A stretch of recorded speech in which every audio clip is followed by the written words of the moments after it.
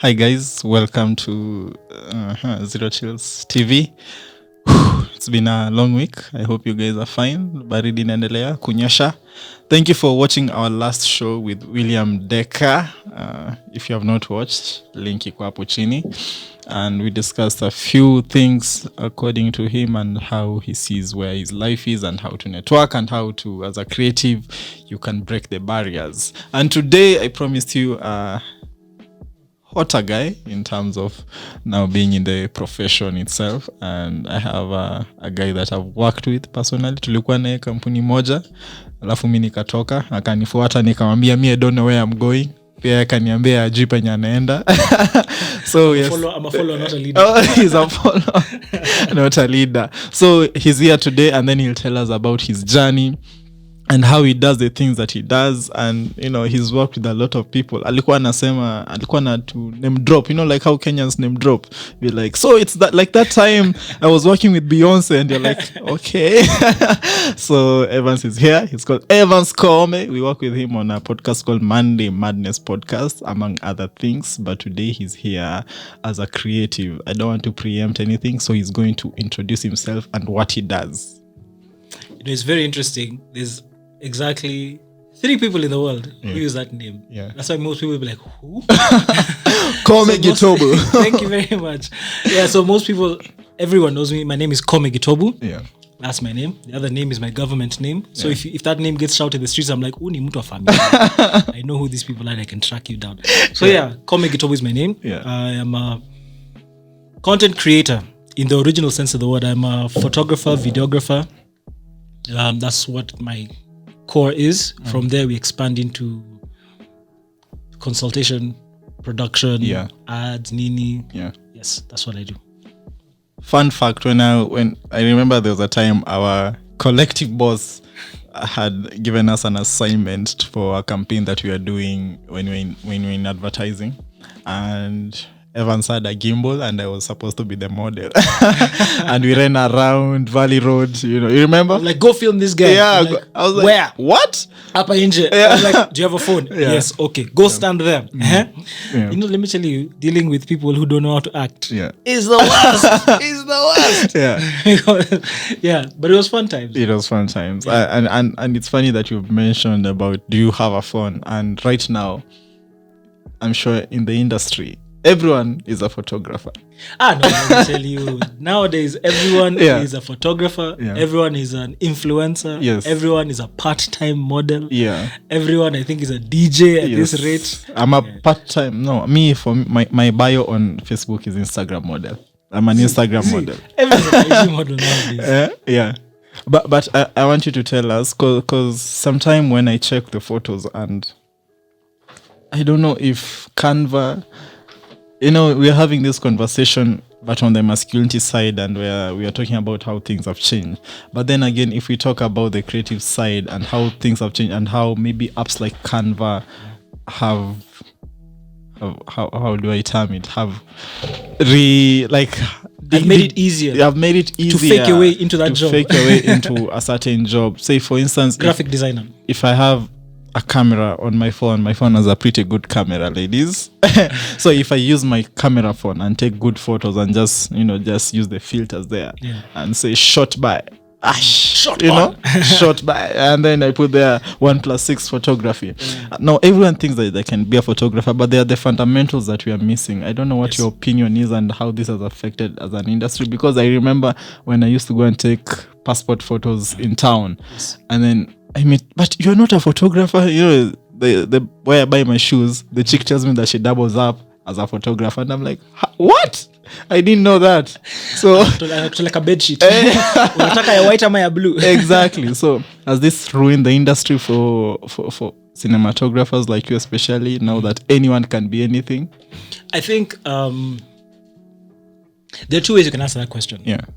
There's a way you can answer it and sound like a proper snob and a gatekeeper. I like that and too. Then there's the other option. So I'll give you both answers. Yeah.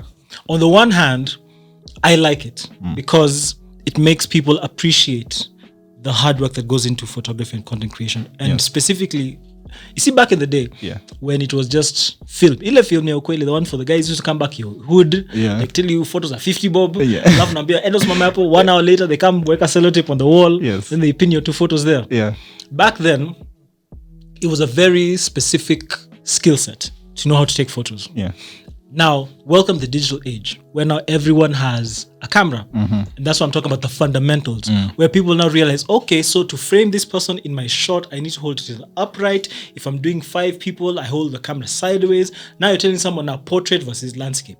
You're now telling people fundamentals of things like headroom. These are things that people go to class to understand. You're telling people things about like lighting. That's why someone will tell you, you can't stand in front of a window.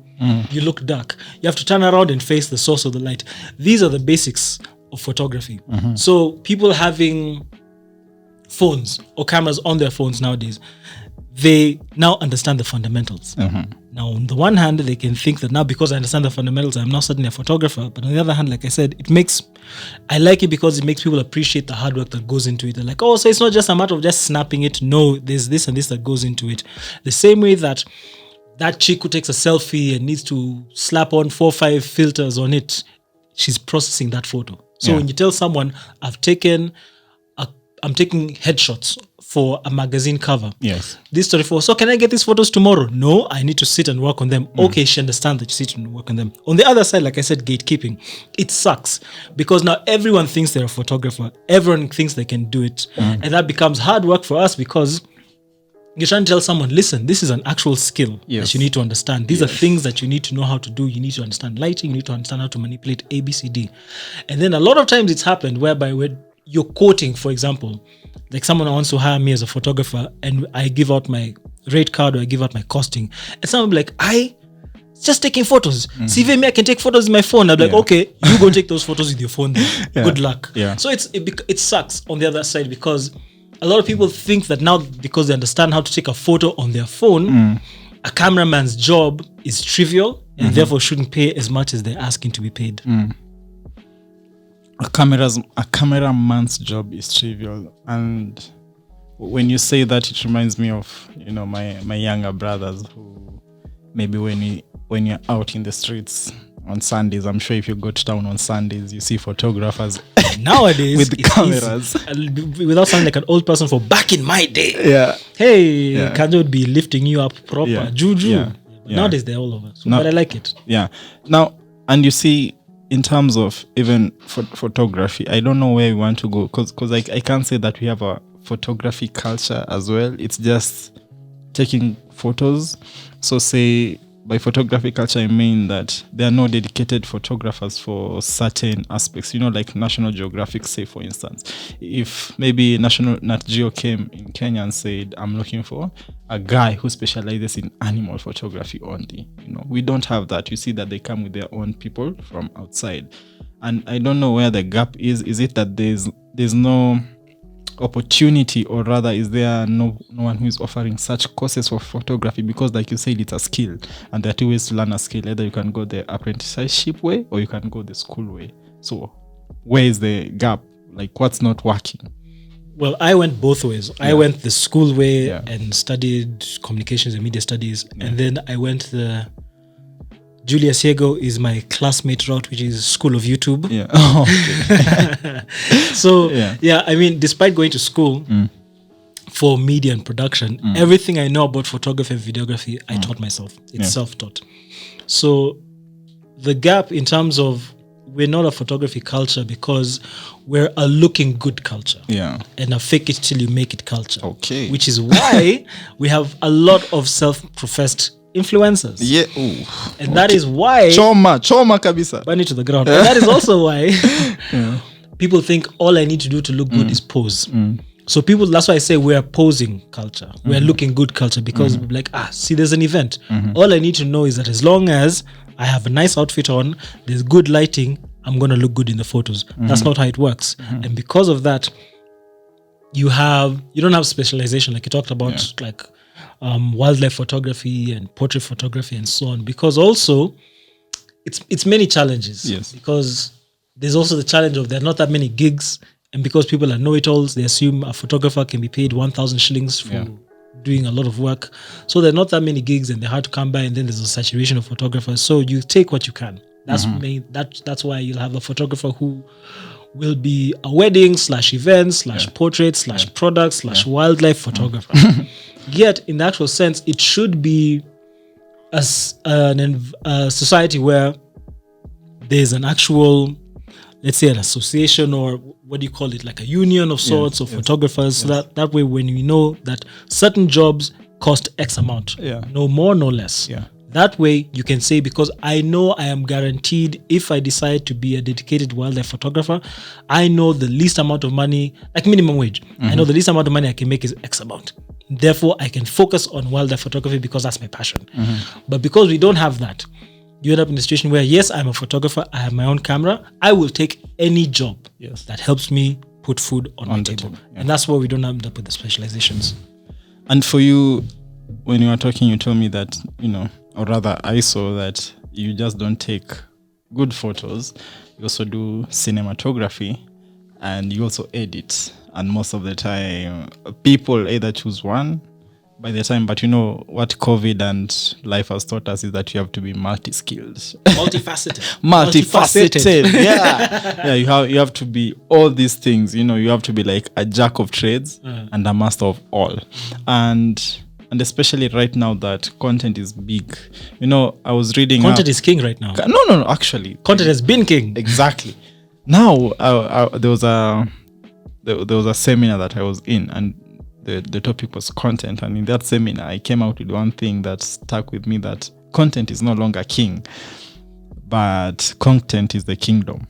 Video. Amen. Video. Preach. Snap fingers. Video is king.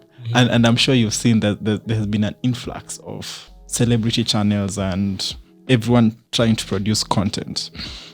And while it works right now, because if I today started maybe the Ashoya and Evans family, and we just start talking about content and stuff, and then there's obviously an audience for that, and people will start subscribing. But my question is, how then? Because now what I see is just that gang ho. I have a camera. Can I shoot? Let me shoot. And I'll tell you why guys are getting no caught strategy, out. Why guys get caught out with that no strategy situation is because, like you mentioned, during these COVID times, right? Yes.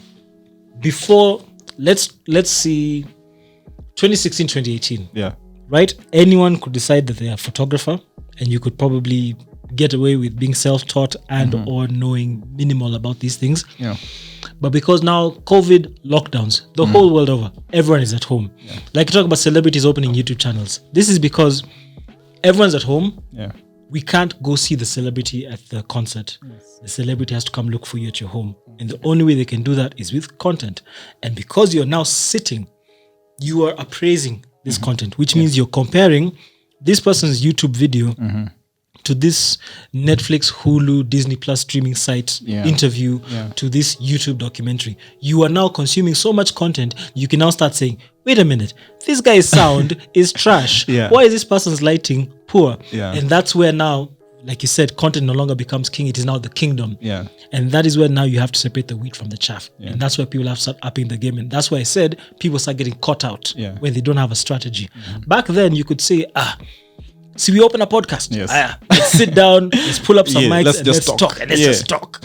Which is what is also happening. Yes, but now, because like I said, everyone is at home, guys are now becoming more aware of the quality that they want to consume. And that's why guys like, I don't like this, I don't like that, I want this, I want that. People are now becoming more picky and choosy with the kind of content they consume, which means that you now need a strategy. It's no longer about just switching on microphones and then just talking about anything and everything. Because guys will be like 5 minutes into like, hey, these guys have no plot. What's going on? But then again, and this is going to sound very bad because I'm about to call out the Kenyan consumer culture, where you see Kenyans are pretty much attracted to mediocrity. No offense if you're a Kenyan.